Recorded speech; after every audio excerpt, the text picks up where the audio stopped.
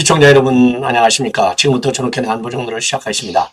자, 이번 시간에도 말이죠. 이 스페인에 계신 신규진 교수님 잘 아시겠지만 73년생 한동훈 이 책자를 써가지고 완전히 전국적인 인지도를 높이고 있는 아주 젊은 아주 유능한 학자 되시는데요. 우리 한국 정치에 대해서도 어마어마하게 해박한 지식을 갖고 있는 것 같아요. 그래서 이번에 다시 또 모셨습니다. 여러분들의 많은 시청을 부탁드립니다. 자, 우리 신 교수님. 네네. 아이고, 반갑습니다. 네, 안녕하세요. 예. 자, 이번 시간에는요, 이제 공천 시즌이잖아요. 그래서 이제 한동훈 위원장이 내놓은 공천 룰도 있고, 그리고 이제 여기저기서 지금 잘했다. 아주 시스템 공천을 틀을 잘 만들어서 공정한, 그야말로 시스템 공천이 진짜 이루어진다. 아니야. 그래도 이 정성평가하는 데서 무슨 문제가 있을지 몰라. 긴장하는 부분도 있고 또 불만도 하고 있다고 하는데, 전체적으로 이번 공천 룰에 대해서 한번 말씀해 주시죠. 네, 지금 보면 굉장히 그 공천 룰이라든지 이 시스템 공천, 개혁 공천에 대한 기대감이 되게 높은 것 같고요. 네. 또 제가 아는 지인분들 중에 오래 정치권에 계셨던 분들 많은 것 같은데, 어쨌든 기대감을 가지고 계신 부분이 영남 지역구에서 15점 감점 이런 거 기득권자인 현역 의원 교체 비율을 현격하게 낮출 수 있는 제도다. 그래서 어쨌든 지금 한국의 유권자들은 개혁 공천을 대규모 물갈이를 하는 것으로 생각을 많이 하시잖아요. 그렇죠. 그래서 어쩔 수 없이 영남 현역 의원 50% 이상 교체해야 된다. 이런 의견이 주류이기 때문에 저는 이 한동훈 장관이 기존의 정치권에 빚이 없기 때문에 굉장히 이런 아무런 이해관계나 이런 거에 구속받지 않고 굉장히 대중의 눈높이에 맞춘 유권자들이 원하는 것들을 되게 좀 과감하게 할 수 있는 것 같아요. 그게 가장 한동훈 체제의 강점이 아닐까. 그래서 대중들이 좀 이렇게 환호할 수 있는 정책들도 지금 많이 하고 있는 것 같아요. 네. 그리고 어쨌든 이 정치 시장에서는 소비자, 국민의 눈높이에 맞추지 않으면 이렇게 도태되기 때문에 사실은 영남권의 그런 공천이라든지 그런 꽃밭 공천 같은 경우에 있어서는 기득권들을 계속 가지고 있는 중진들에 대해서 사실 일반 대중 또 수도권에 많은 무당층들, 정치 저관여층들이 별로 시선이 곱지가 않거든요. 그래서 물론 그런 룰 세팅이 되게 진일보했는데 그게 사실 잘 구현이 되는 게 중요한 것 같고요.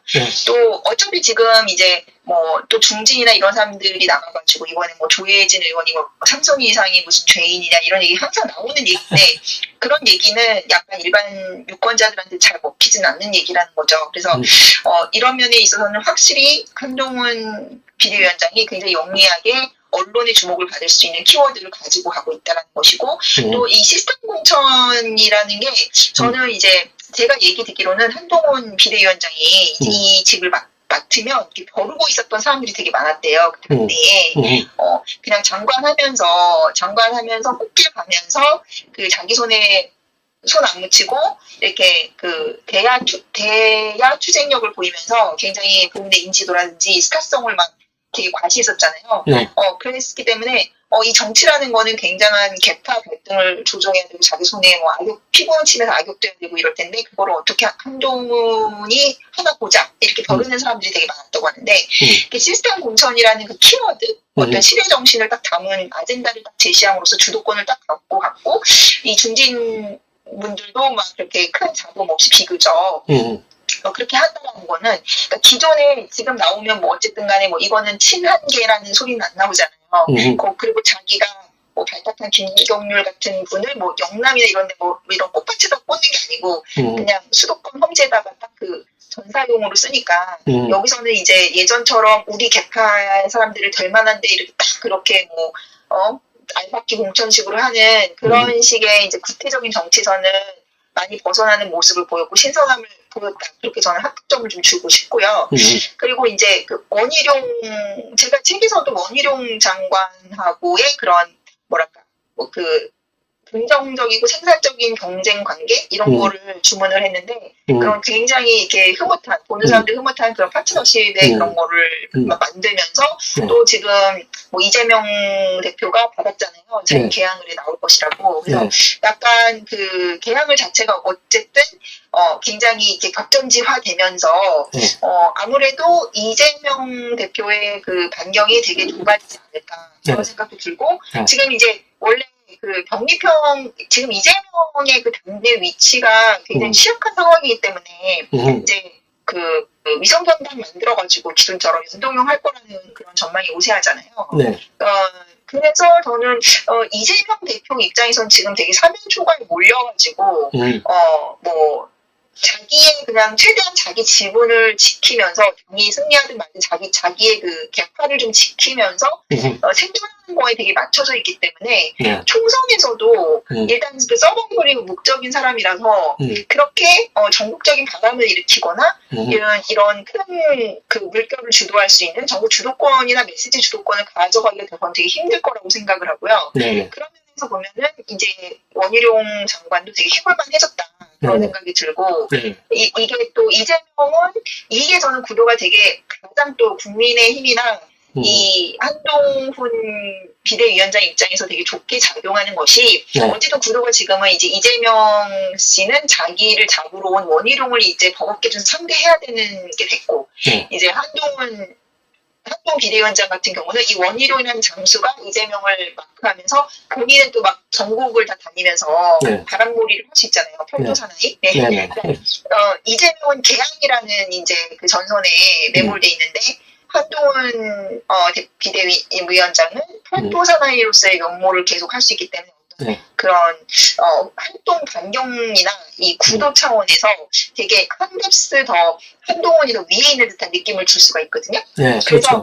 그런 것들이 굉장히 유리하다고 생각해요. 그러니까 뭐냐면 사람들이 리더십이라는 걸 또 평가했을 때 한동훈 대 지금 이재명을 실어주는데 이재명은 옆에 어떤 그 원희룡 같은 그런 자기 파트너라든가 같이 싸울 수 있는 전우가 없는 거죠.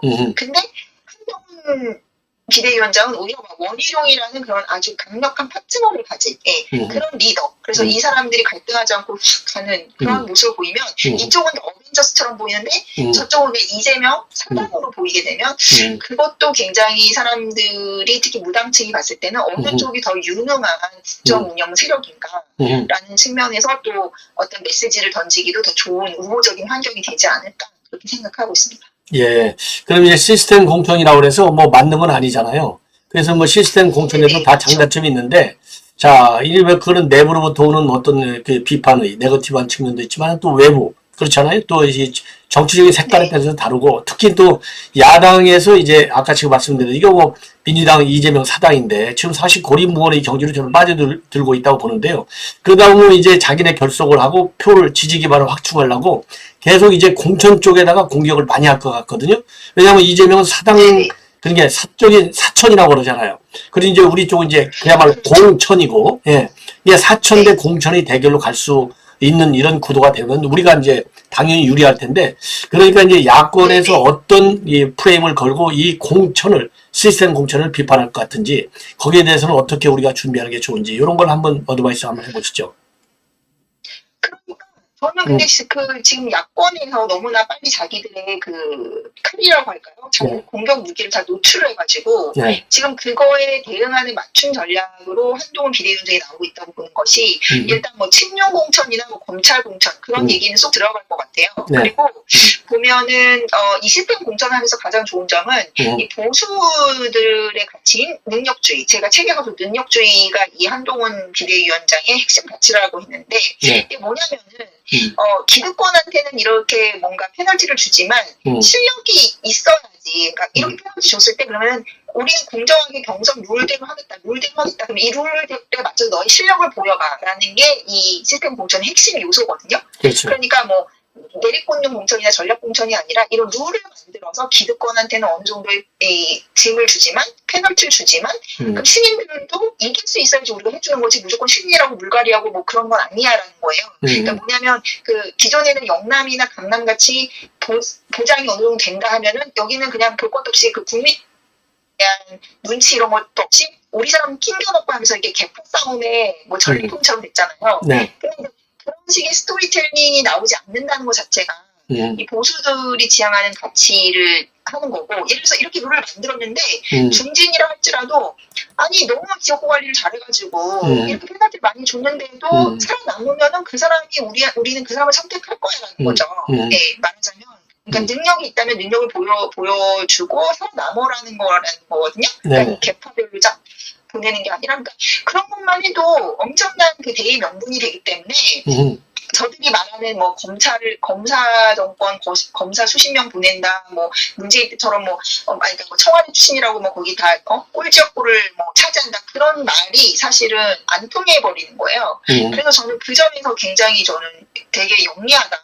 그러니까 뭐 중진들도 이 정도 페널티를 갖고 난 해보겠어. 그러니까 그 정치에서의 능력이라는 건 지지율 아닙니까, 결국에는. 예. 예. 그러니까 그런 그 능력주의 시스템으로 바꿔서 한동훈한테 잘 보이려고 하지 말고, 윤석열한테 잘 보이려고 하지 말고 지역구 관리 잘해라. 네. 그리고 본인의 이미지나 자기 관리를 잘해라. 정치력을 잘 관리해라. 이길 수 있는 사람을 우리는 뽑겠다는 거잖아요. 그러니까 그 의미는 이제 뭐 영남이든 그게 험지든 뭐 아니면은 꿀 지역구든 위에서 내리꽂는 게 아니라 거기서 살아남아라. 이런 메시지이기 때문에 저는 그 시스템 공천, 어쨌든간 시스템 공천 자체로 했다라는 거는 굉장히 개혁적으로 보이지 않을까, 유권자들한테도. 그리고 일단 그런 개파를 꽂았다, 뭐 전반적으로 학살했다, 이런 얘기가 안 나오는 거죠. 그러니까 공천 학살 얘기가 나오는 게 그런 거 아닙니까? 그냥 쭈루루루 이 사람 되고 이 사람은 안 되고 쫙 발표를 해버리니까 어떤 기준과 잣대도 없이 설명이 안 되는 거잖아요. 근데 저도 그렇거든요. 예를 들어서 뭐 성적을 이렇게 애들한테 주는데 너는 A고 너는 B고 너는 C야 라고 하면은 항상 애들이 반발을 하는 애들이 있어요. 그럼 내가 왜 C입니까? 그러면서 딱히 루브릭을 주는 거야. 내가 이렇게 아이를 줬잖아. 그리고 너가 이건 잘했지만 이건 못했고, 딱 아무도 그거에 대해서는 이의를 제기를 못하는 거예요. 근데 그런 게 없어버리면 그냥 내가 왜 떨어졌냐, 이거 학살이다, 이렇게 돼버리는 거거든요. 그러니까 저는 그런 점에서는 시스템 공천의 의미가 되게 있고, 플러스 그 얘기했지만 그 비대위원으로 전 한동훈 그 비대위원장이 그 시스템 공천을 하면서 어떤 대의 명분을 세우면서 또 그 룰도 있잖아요. 그 게임의 룰이 있기 때문에 그 중진들 중에서도 뭐 지역구를 옮겨가지고 험지에 도전하거나 아니면 다른 좀 더 어려운 지역구로 가면은 그 페널티 피해갈 수 있잖아요. 그러면 자연히 그 중진들 사이에서도 실력 경쟁이 돼가지고 진짜 당에 필요한 전략 자산으로 남는 중진이 있고, 그냥 그 꿀 지역구에서 지역구 관리도 잘 안 하고 도태되는 중진이 걸러지기 때문에 자연히 우리 당의 유효한 자산은 보호를 하면서 또 승리를 위해서 활용을 하면서 그렇게 자연스럽게 선순환되는 그런 구조를 마련했다는 점에서 저는 굉장히 그거는 칭찬하고 싶어요. 그래서 그런 동시에 지금 한동훈 그 비대위원장이 지금 뭐 김경유 씨도 그렇지만 이렇게 대표님 말씀하시는 것처럼 이 당에 별로 역사가 없는, 그러니까 새로운 사람들, 그러니까 일종의 약간 용병적인 느낌이잖아요. 그런 사람들.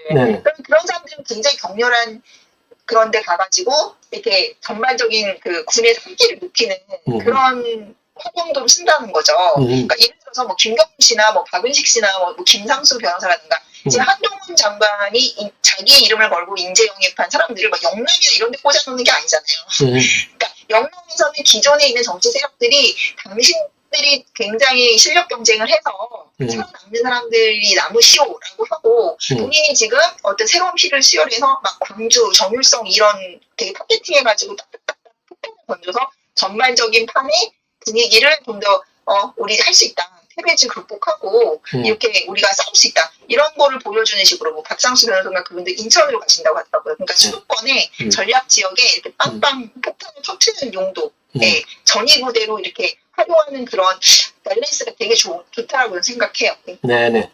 자, 그리고 말이죠. 지금 이제 이 원희룡 장관이 아까도 이제 살짝 말씀을 아주 뭐 좋은 이제 이 파트너로서, 그러니까 이제 지금 민주당의 경우에는 그러니까 원희룡 왜냐면 전 장관도 이제 이 차기 지도자 반열에 올라와 있는 사람이잖아요.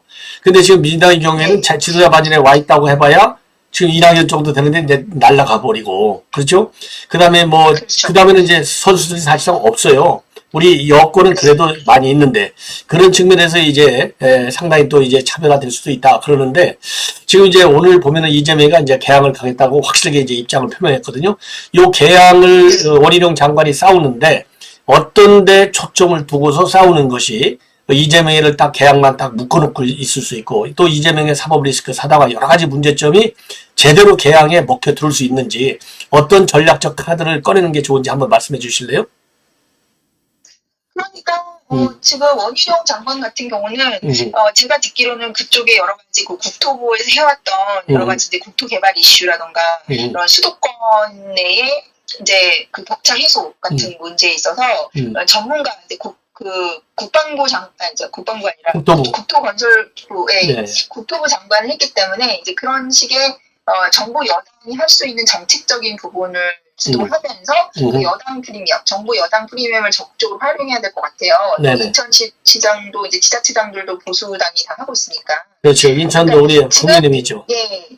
제일 중요한 건 어쨌든 총선은 로컬이기 때문에 로컬 선거이기 때문에 지역민들이 피부로 느끼는 그런 정책적 바람몰이가 제일 중요한 것 같거든요. 네네. 그래서 이런 이제 이게 당정이 다 이렇게 좀 푸시를 해준다 그런 느낌. 거기다가 이제 전에 그 윤영선 씨인가? 예, 윤영선. 예. 좀 진지도에서는 좀 딸렸잖아요. 그러니까 예. 지역민들이 그때 조금 아쉽게 섭외했던 게 좀 거물급이 와야지 우리 지역이 이게 전국적인 관심을 갖고 하는 그런 게 좀 있잖아요. 그러니까 그런 면에 있어서 원희룡 장관이 굉장히 강점이 있기 때문에 그 점을 내세우면서 또 일타 강사 이미지 그게 있기 때문에 같이 정말 이렇게 그 원희룡 장관이 이거를 그러니까 하나의 드라마로 만들어야 된다. 그러니까 그 어떤 험지에서 도전을 해서 원희룡이 정치적인 책임을 질 것인가. 그러니까 그 원희룡 장관이 가지고 있는 스토리. 그러니까 이게 주가 돼서 많은 그 관심을 좀 끌어모으는 전략으로 가야 되지 않을까. 그리고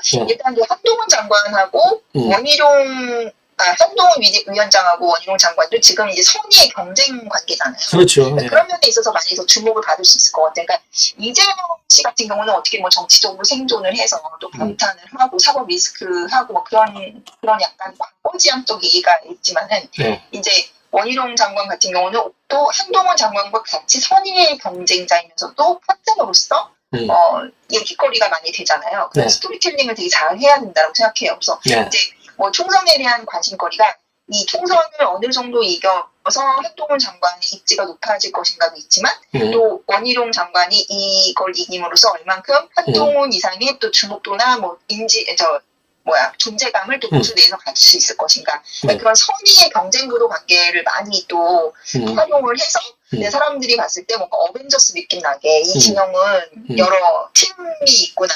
여러 이렇게 그 플레이어들이 있다. 그리고 지금 또 이번에 수도권 선거는 메가시티 이슈라든가 서울 편입 이슈 그런 게 있어가지고 사실 오세훈 시장도 많이 인발부 되는 거거든요. 그러니까 약간 이쪽은 대권 주자군이 되게 풍부한데 또 약간 그 옛날의 보수의 그 엘리트주의 이런 것들 그리고 이제 원희룡 장관이나 그 오세훈 시장도 중도층의 이미지가 되게 좋기 때문에 그런 식으로 해가지고 꽃다발 효과라고 하잖아요. 한동훈, 오세훈, 원희룡 이렇게 좀 그룹샷 같은 거를 많이 좀 보여줘야 된다고 저는 생각해요. 그래서 같이 이렇게 꽃미남들 이렇게 막 모여가지고 보수의 어떤 엘리트 품격, 신사의 품격 이런 식으로 해서 많이 그런 요새 그 젊은이들이 많은 짤 같은 거 있잖아요. 짤이라고 하는데 밈 같은 거 많이 생산해서 그런 식으로 해서 이재명과 대비되는 이재명 대표는 정말 독재자, 약간 객단 전체주의로 이렇게 존엄처럼 돼 있는 좀 비주얼이 별로 그렇게 좋지 않은데 그냥 좀 막 그 사법 리스크에 이렇게 있고 막 이런 피습도 당하지만 별로 동정문도 못 받고 약간 그러니까 인물적인 강점에 있어서의 그 매력도를 이렇게 꽃다발 효과로 해가지고 이렇게 어벤져스 효과로 이렇게 딱 푸시를 좀 해줘야 된다. 저는 그렇게 생각합니다. 마지막으로 하나만 더 질문을 좀 하겠습니다. 김기현 대표가 이제 울산 출마를 굳혀놨잖아요. 자, 이 김기현 대표가 출마하는 것이 우리 여당의 이 총선 전략에 마이너스가 될지 또 플러스가 될지 또 별 영향이 없을지 김기현 대표는 정말 공천을 줘야 될 것인지 말아야 될 것인지 아무리 시스템 공천이 있다 하더라도 어떻게 보세요? 네.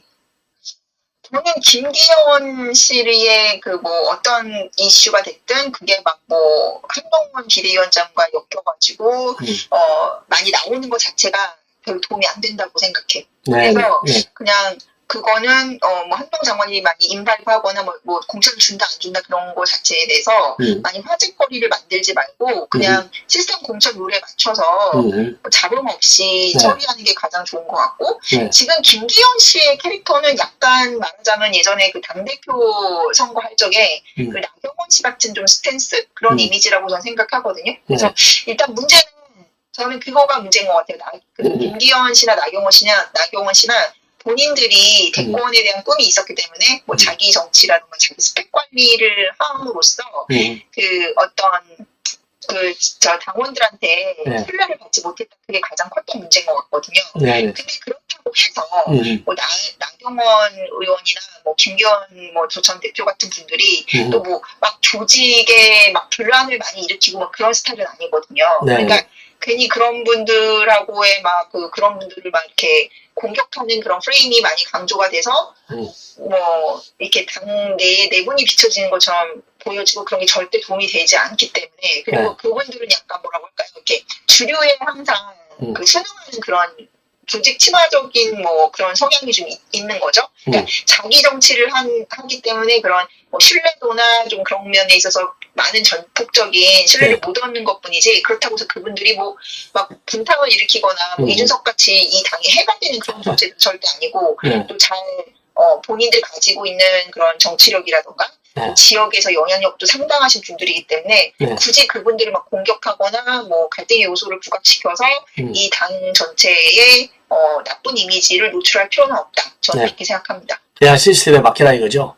전략적 정책적 네, 고려는 할 필요가 없다 맡기고. 이거죠. 네네. 네네. 네네. 예, 아유 고맙습니다.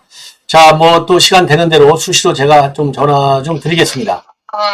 네네네. 아무튼 네. 좀 음향이 적당하게 잘 들어가야 될 텐데. 네네. 아주 오늘은 지난번보다요. 조금 예. 낮춰가지고 하려고 했는데. 예, 아니 좋아요. 아주 좋아요. 여러 가지로 좋고, 예, 이 끊김 현상이 엊그제는 조금 있었는데 지금은 아주 굉장히 상태가 좋은 것 같습니다. 하여튼 여하간 고맙고요.